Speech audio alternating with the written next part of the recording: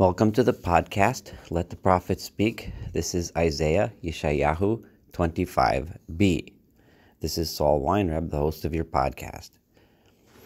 In 25b, we continue our study of Yeshayahu's vision of the apocalypse as the people begin to realize the truth and justice of God. We will begin with verse 6 that's where we left off in 25a. V'asa Adonai tzvaot l'chol ha'amim b'hor hazeh mishtei shimanim shimarim memuchayim shimarim mezukakim. Yeshayahu is delivering these prophecies to the people of Judah in the capital city of Jerusalem, and he is telling them of these mysterious faraway lands that will one day cause the entire world to recognize God. I can imagine how this could be both humbling to the people of Judah, as it might stimulate them to think maybe we are not so special, since the whole world will be here. All the nations of the world are all going to be here worshiping God. But really the opposite is also true. How exhilarating is that? That these simple people in a small, politically insignificant nation, that for them to think, hey, you are part of an idea and mission that transcends all of history and time. That we are standing here and the idea that God is just, righteous, mighty, and merciful. And that one day this message, which is your message, which is our message, the people of Judah, the message that we are lucky to know right here and right now, will be the guiding light for the entire world.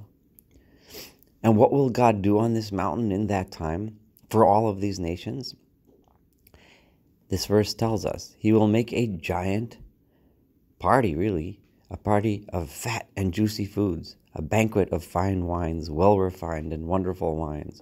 Wine, as we know, is for Yeshayahu both a symbol of frivolity and waste and corruption, and at the same time, it is a symbol of joy and bounty. Here it is God himself that is serving the dinner. God's wine is nothing but refined and pure joy.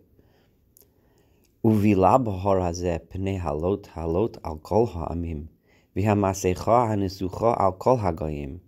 God's wine, God's banquet, will destroy and remove all the sadness from all people's faces, of all of the nations of the world that have had suffering and pain, and God will tear away the masks of despair and anxiety and pain.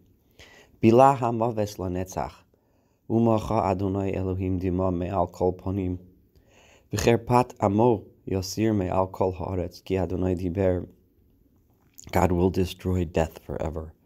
God will erase all the tears from every face in the world. And suddenly, the shame of his people, the downtrodden people of Jerusalem, and all of the humble, the meek and the poor, the ones whom Isaiah has been calling God's people repeatedly in his prophecies. This nation, the only one who knows God's name and suffered so much for that knowledge, their shame shall be removed from this earth, as everyone finally recognizes the truth of the ideas that these people have held dear for so many years. This shame will be lifted because it is God himself who has spoken, and no longer will evil reign. V'yomar bayom hahu, and he, that nation, will say on this day, Hine Eloheinu zeh, this is our God, kivinu lo, this is the one whom we've been hoping for all of this time.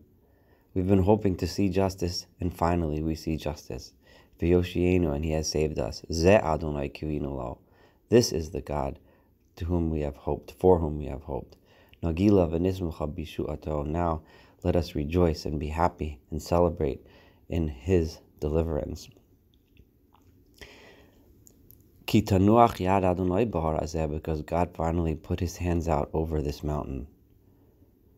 V'nadosh Moav tachtav, and Moav, the nation of Moav, is destroyed and crushed beneath it. Ki hidush matbein b'mo madbeina, like straw is crushed and threshed to bits at Madmena.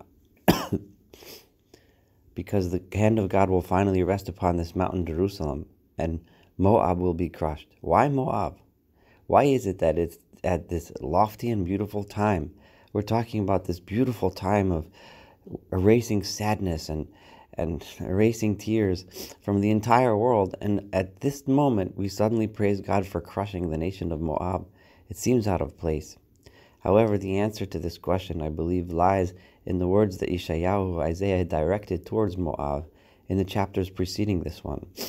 Remember that prior to this vision that we're reading now, this vision of the apocalypse, was the Masa'ot, was where Isaiah turned his attention to all the nations of the world. And to each nation he told them and rebuked them about what their mission was and how to come back to God. Of course, some of the nations got the message and some did not. But let's look at his words regarding Moab in chapter 16. You can go back and listen to that podcast from chapter 16. We find something interesting regarding Moab that we did not find regarding the Masa'ot of the other nations. He began by discussing a terrible destruction that would take place one day in the future in Moab. But then he gave them a remedy. He said, Shilchukar, come and bring tribute here to Yehuda, to Judah. He beseeches them, Havi'i Eitza, Asu Pilila. Get your ideas straight. Do the right thing. He asks Moab to come and join the enterprise of God. And then he says, Yaguru Bach Nidachai. Give shelter to the refugees. Spread justice and righteousness. And then, if you do that, he says, V'huchan b'chesed kisei. In other words, Yeshayahu found that Moab was uniquely situated to be the first nation that will truly fulfill what Yeshayahu has been teaching us in his vision for the world to come, that the message of God will spread forth from Jerusalem to all the nations of the world, and that all of the nations will then practice justice and righteousness, treat the needy properly, and that this would lead to his new world order, so to speak. But in the end, in Moab, instead of getting that message, Yeshayahu concludes, Shamanu ge'on Moab ge'mod. The haughty pridefulness of the people of Moab will prevent them from becoming part of God's people, and in the end, destruction will consume them. This is why Yeshayahu uses Moab as an example here. Because in the future, every nation will be invited under God's wings. They will all be invited to partake in this wonderful feast and have sadness wiped from their faces. But the haughty ones will not be ready to humble themselves. And Moab is a prime example of this, as he mentioned before. These nations will ultimately be crushed in this end of days. As the next verse continues, Ufeiras yodov bikirbo ka'asher yifares hashochel eshchos v'hishpil ga'avato im arbos yodov. And then God will spread his hands among his people like a swimmer spreads his hands as he swims. And he will humble the haughtiness of nations like Moab, together with the symbols of their power. God will take down their haughtiness. He will take down the big symbols of their power. Umivtzar, and he concludes, Umivtzar miskav chomosecha, and the secure fortifications and strengthened power of his walls. Heshach hishpil higia la'aretz arafar. God will lower and crush their grand buildings and symbols of their fortresses and all the symbols of their power. They will be lowered and crushed and raised into the ground, into dust. Haughtiness has no place in the future, just like he says, Shemanu et ge Moab, ge emaod. The same thing here, v'hishpil ga'avato. In this wonderful, beautiful future time, the people that are too proud, too arrogant, too haughty to participate in this new world where justice, righteousness will prevail, have no place in this feast. Thank you for listening to Isaiah 25b. Looking forward to studying chapter 26 together.